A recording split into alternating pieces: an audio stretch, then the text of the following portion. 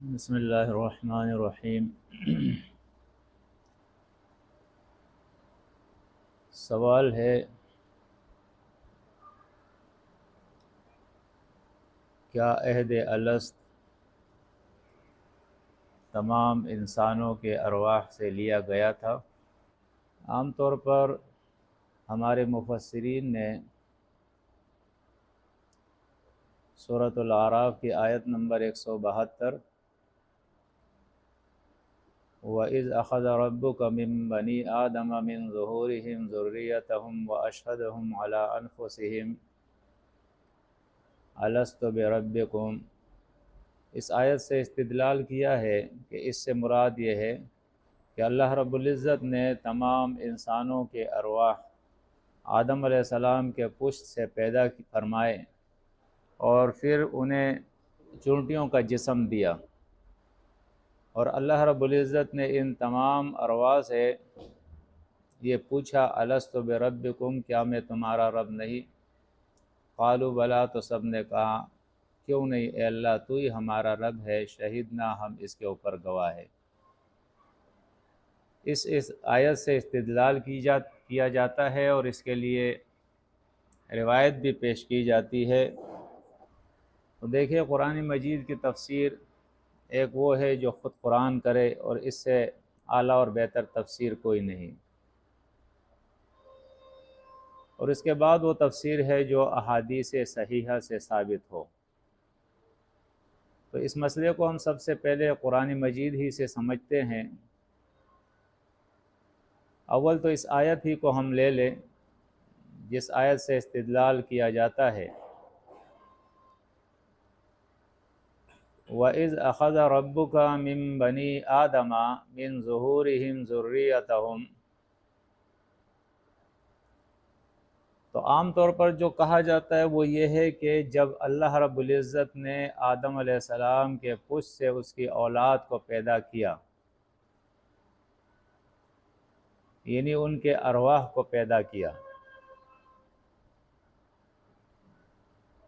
تو آیت کا معنی یہ نہیں بنتا۔ آیت کا معنی یہ ہے وَإِذْ أَخَذَ رَبُّكَ، اور جب لیا تیرے رب نے مِن بنی آدم، آدم کے اولاد سے، آدم سے نہیں، من آدم نہیں ہے بلکہ من بنی آدمہ ہے، آدم کے اولاد سے اللہ نے لیا کیا چیز؟ من ظہورہم، ان کے پیٹوں میں سے، یعنی ان کے پیٹوں میں سے لیا کیا چیز لی؟ ذریتہم، ان کی اولاد کو، آدم کے اولاد کے پیٹوں میں سے ان کی اولاد، واشہدہم علی انفسہم، اور اس کے بعد ان کو گواہ بنایا ان کے نفسوں کے اوپر، الست بربکم، اور سب سے اللہ نے یہ پوچھا کہ میں تمہارا رب نہیں؟ قالوا بلا، تو انہوں نے کہا کیوں نہیں اے اللہ، تو ہی ہمارا رب ہے۔ اب اس آیت سے جو مفہوم واضح ہوتا ہے وہ تو یہ ہے کہ سب سے پہلے اللہ نے آدم علیہ السلام کی تخلیق فرمائی، اور اس کے بعد اس کی بیوی کی اسی کے جنس میں سے، اور پھر اسی سے اس کے اولاد کو پیدا کیا جن کو ہم انسان کہتے ہیں، پوری انسانیت کی تخلیق فرمائی، اور پھر ان سے اللہ رب العزت نے وعدہ کیا۔ اب یہ کہنا کہ یہ وعدہ جو اللہ نے لیا تھا یہ عالم ارواح کے اندر تھا یا عالم مثال کے اندر تھا، جب انسانوں کو ابھی پیدا نہیں کیا تھا، صرف ان کے ارواح کو پیدا کیا، اور ان کے ارواح کو جو ہے سرخ چونٹیوں کا جسم دیا، تو یقینی طور پہ یہ بات روایت کے اندر تو ہے لیکن قرآن مجید کے اندر یہ بات نہیں ہے۔ قرآن مجید کے اندر یہ بات، جو بات ذکر کی اللہ نے، اس میں دیکھیں اب پوری آیت کے اندر آدم کا ذکر ہی نہیں ہے۔ وَإِذْ أَخَذَ رَبُّكَ مِن بَنِي آدَمَ، یہاں اولاد آدم کا ذکر ہے، آدم کا ذکر ہی نہیں ہے پوری آیت کے اندر۔ اب دیکھیں قرآن مجید اس کی جو وضاحت فرماتا ہے کہ یہ وعدہ جو اللہ رب العزت نے اولاد آدم سے لیا ہے، جب ان کے پیٹوں سے اللہ نے ان کی اولاد کو پیدا فرمایا اور پیدا فرمانے کے بعد یہ وعدہ لیا۔ یہ بات احادیث سے بالکل واضح طور پہ ثابت ہے کہ انسان جب پیدا ہوتا ہے بلوغت تک، بالغ ہونے تک، وہ مرفوع القلم ہوتا ہے، یعنی ملائکہ جو لکھتے ہیں اس کے اعمال نہیں لکھے جاتے جب تک وہ بالغ نہیں ہوتا ہے۔ جب وہ بالغ ہو جاتا ہے اس کے بعد اس کے اچھے برے اعمال لکھے جاتے ہیں۔ یہاں سے پھر یہ اس کا معاملہ جو ہے وہ سٹارٹ ہو جاتا ہے۔ اب قرآن مجید کے اندر جو بات ہمارے سامنے آتی ہے وہ یہ ہے کہ انسانوں سے جو وعدہ لیا گیا ہے وہ کتاب اور رسولوں کے ذریعے لیا گیا ہے جب وہ دنیا میں آئے ہیں، پیدا ہوئے ہیں۔ اور دوسری بات جو قرآن اور سنت سے ثابت ہوتی ہے وہ یہ بات ثابت ہوتی ہے کہ انسان فطرت پہ جو پیدا کیا گیا، جس فطرت کے اوپر، یقینی طور پر وہ فطرت جو ہے وہ فطرت اسلام ہے۔ سورۃ روم کے اندر ایک آیت ہے، فطرت اللہ التی فطر الناس علیہا لا تبدیل لخلق اللہ۔ اس آیت کی تفسیر کے اندر پھر امام بخاری کتاب التفسیر کے اندر ابو ہریرہ روایت لائے ہیں کہ ابو ہریرہ رضی اللہ تعالیٰ عنہ فرماتے ہیں، قال رسول اللہ صلی اللہ علیہ وسلم ما من مولود الا یولد علی الفطرۃ، جو بھی بچہ پیدا ہوتا ہے وہ فطرت اسلام ہی کے اوپر پیدا ہوتا ہے۔ فَأَبَوَاهُ يُحَوِّدَانِهِ او يُنَصِّرَانِهِ او يُمَجِّسَانِهِ، پھر اس کے ماں باپ جو ہے اس کو یا یہودی بنا دیتے ہیں یا نصرانی بنا دیتے ہیں یا مجوسی بنا دیتے ہیں، ہوتا وہ فطرت اسلام ہی کے اوپر ہے۔ ایک بات۔ دوسری بات آپ دیکھیں سورۃ شمس کے اندر اللہ بیان فرماتا ہے، فَأَلْهَمَهَا فُجُورَهَا وَتَقْوَاهَا، ہر انسان کے طرف اللہ نے الہام کر دیا ہے تقوی کا بھی اور فجور کا بھی۔ تو دنیا کے اندر جتنے بھی انسان ہیں یہ فطرت اسلام ہی کے اوپر اللہ نے ان کو پیدا فرمایا ہے۔ یعنی مشرکین مکہ اور ہر دور کے مشرکین، قرآن مجید کہتا ہے کہ ان سے اگر آپ پوچھ لیں وَلَئِن سَأَلْتَهُم مَّنْ خَلَقَهُم، کہ ان کو کس نے پیدا کیا ہے، تو یہ کہیں گے کہ اللہ نے۔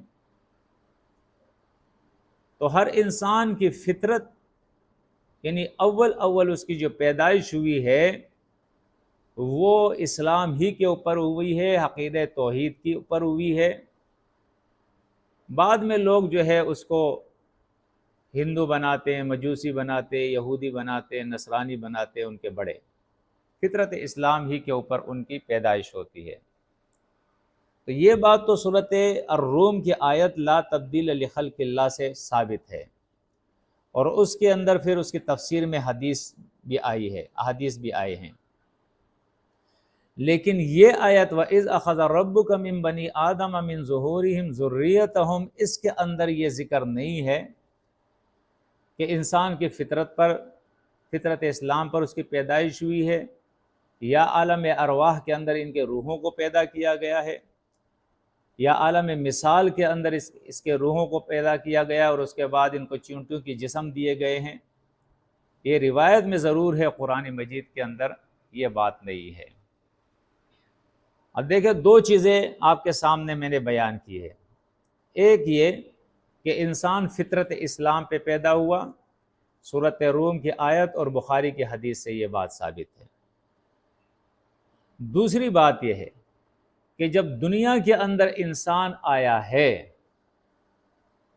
اور یہ بالغ ہو گیا ہے تو اس وقت پھر اللہ رب العزت نے اس انسان کے ہدایت کے لیے اس کے پاس رسول بھیجے ہیں اور کتاب بھیجے ہیں۔ ان کتابوں اور ان رسولوں کے ذریعے پھر اللہ رب العزت نے ان سے وعدہ لیا ہے۔ جیسے مثال کے طور پہ میں آپ کو بتاؤں، سورۃ المائدہ دیکھیں، آیت نمبر 7 کے اندر اللہ رب العزت نے اس کا ذکر فرمایا ہے، وَاذْكُرُوا نِعْمَةَ اللَّهِ عَلَيْكُمْ وَمِيثَاقَهُ الَّذِي وَاثَقَكُم بِهِ اِذْ قُلْتُمْ سَمِعْنَا وَأَطَعْنَا فَاتَّقُوا اللَّهَ إِنَّ اللَّهَ عَلِيمٌ بِذَاتِ الصُّدُورِ۔ یاد کرو اللہ کی نعمت، وہ نعمت جو اس نے تم پر کی ہے، اور یاد کرو اس کا وہ وعدہ، وہ میثاق، جس وعدے اور میثاق کو تم نے اس کے ساتھ مضبوط کیا ہے، جب اذ قلتم سمعنا واطعنا، جب تم نے کہا کہ ہم نے اے اللہ تیری بات سن لی اور مان لی۔ واتقوا اللہ، اب اس وعدہ خلافی سے اپنے آپ کو بچاؤ، اس عہد کے توڑنے سے۔ ان اللہ علیم بذات الصدور، بے شک اللہ جاننے والا ہے دلوں کے باتوں کو۔ اسی طرح یہ سورۃ اعراف ہی آپ دیکھ لیں، اسی سورۃ اعراف کے اندر اللہ رب العزت نے آیت نمبر 169 کے اندر بنی اسرائیل کا ذکر فرمایا ہے، فَخَلَفَ مِن بَعْدِهِمْ خَلْفٌ وَرِثُوا الْكِتَابَ يَأْخُذُونَ عَرَضَ هَٰذَا الْأَدْنَىٰ وَيَقُولُونَ سَيُغْفَرُ لَنَا وَإِن يَأْتِهِمْ عَرَضٌ مِثْلُهُ يَأْخُذُوهُ أَلَمْ يُؤْخَذْ عَلَيْهِم مِّيثَاقُ الْكِتَابِ أَلَّا يَقُولُوا عَلَى اللَّهِ إِلَّا الْحَقَّ وَدَرَسُوا مَا فِيهِ۔ اب آپ دیکھیں کہ ایک کے بعد دوسری امت اس طرح چلی آ رہی ہے، آدم علیہ السلام سے یہ سلسلہ شروع ہے۔ یہاں بنی اسرائیل کا ذکر ہے کہ ہر بار انہوں نے عہد توڑا ہے، جب یہ دنیا کے مفادات کو دیکھتے ہیں، اور یہ کہہ دیتے ہیں کہ بس اللہ ہمیں معاف کر دے گا، کوئی مسئلہ ایسا نہیں ہے۔ اللہ فرماتا ہے الم یؤخذ علیہم میثاق الکتاب، کیا اللہ نے ان سے کتاب کے ذریعے میثاق نہیں لیا؟ کتاب کے ذریعے اللہ نے ان سے میثاق لیا ہے، وعدہ لیا ہے۔ وہ کیا وعدہ؟ اللہ یقول علی اللہ الا الحق، کہ اللہ کے بارے میں وہ حق کے سوا کچھ نہیں کہیں گے۔ وَدَرَسُوا مَا فِيهِ، اور یہ بات اس کتاب، اللہ کی کتاب میں یہ پڑھ چکے ہیں، یہ اللہ کا یہ حکم پڑھ چکے ہیں۔ آپ دیکھیں قرآن مجید کے اندر اس میں بہت ساری آیتیں ہیں، اگر آپ دیکھنا چاہتے ہیں تو آپ دیکھ لیں۔ سورۃ بقرہ کی آیت نمبر 83 ہے، سورہ آل عمران آیت نمبر 81 ہے، اسی طرح 187 ہے، اور اسی طرح سورۃ نساء کی آیت نمبر 92 ہے، سورۃ الرعد کے اندر ہے آیت نمبر 20، سورۃ نساء کے اندر آیت نمبر 21 ہے، سورۃ الاحزاب کے اندر آیت نمبر 7 ہے۔ سورۃ الاحزاب کی اس آیت کے اندر بھی آپ دیکھیں وَأَخَذْنَا مِنْهُمْ مِيثَاقًا غَلِيظًا، اور اسی طرح سورۃ البقرہ کے اندر بھی آیت نمبر 62 کے اندر بھی یہ آیت موجود ہے۔ ایک آیت جو ہے وہ سورۃ الاحزاب کی اور ہے، آیت نمبر 7، اس کو آپ تھوڑا سا دیکھیں۔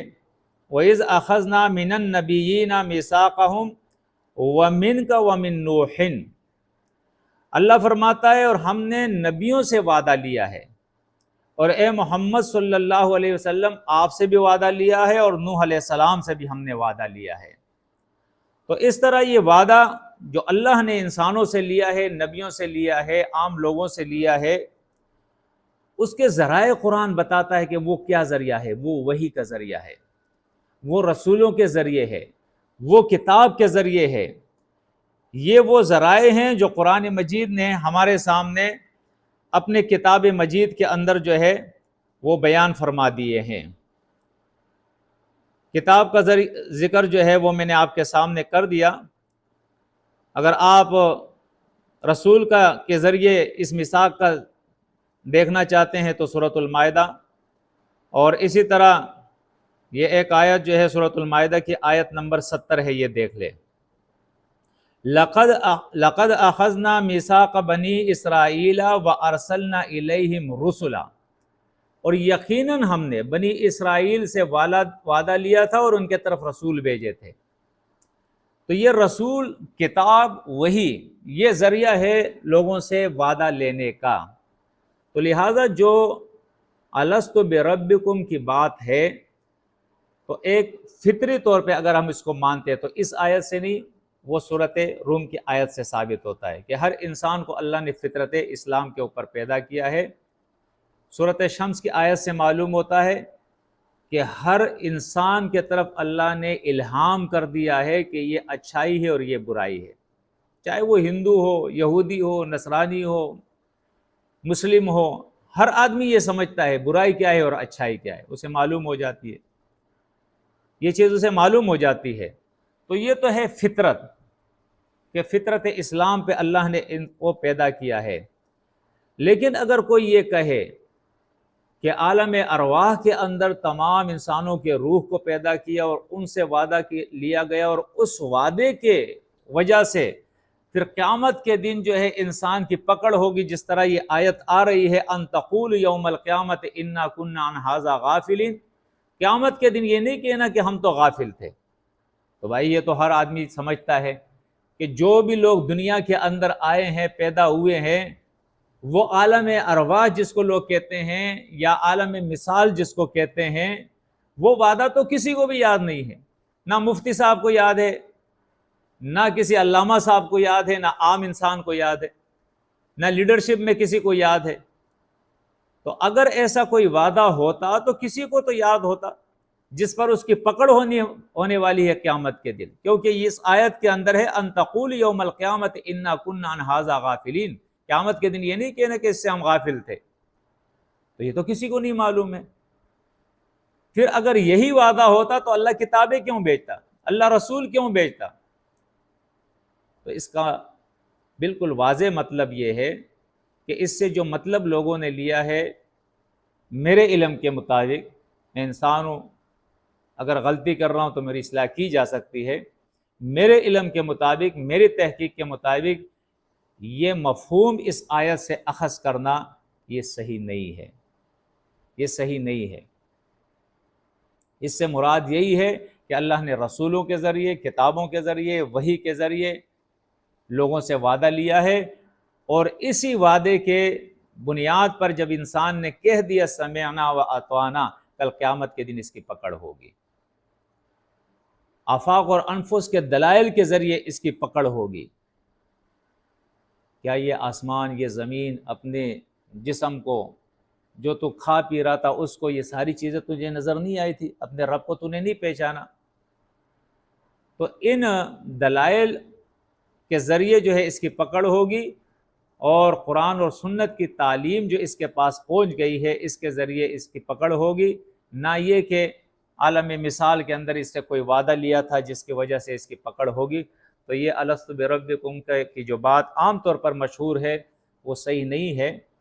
صحیح بات یہی ہے کہ انسان کی پکڑ جو ہوگی وہ جو وحی کے ذریعے اس کو وعدہ یاد دلایا گیا ہے، جو وحی کے ذریعے جو اس سے وعدہ کیا گیا ہے، دلایا نہیں بلکہ وعدہ کیا گیا ہے وحی کے ذریعے، رسولوں کے ذریعے اور کتاب کے ذریعے جو وعدہ کیا گیا ہے، اسی وعدے کے بنیاد پر اس کی پکڑ ہوگی، یا اسی دلائل یا اسی اللہ رب العزت کے طرف سے جو حجت اس کے اوپر ثابت ہو گئی ہے، اسی حجت کی وجہ سے جو ہے اس کی پکڑ ہوگی۔ کیونکہ قرآن مجید سورۃ نساء کے اندر بھی آپ اگر دیکھیں گے، یہ اللہ نے رسول بھیجے ہیں بشارت سنانے والے اور ڈر سنانے والے، تاکہ قیامت کے دن کسی کا کوئی بہانہ نہ رہے کہ اللہ ہمیں تو پتہ نہیں تھا۔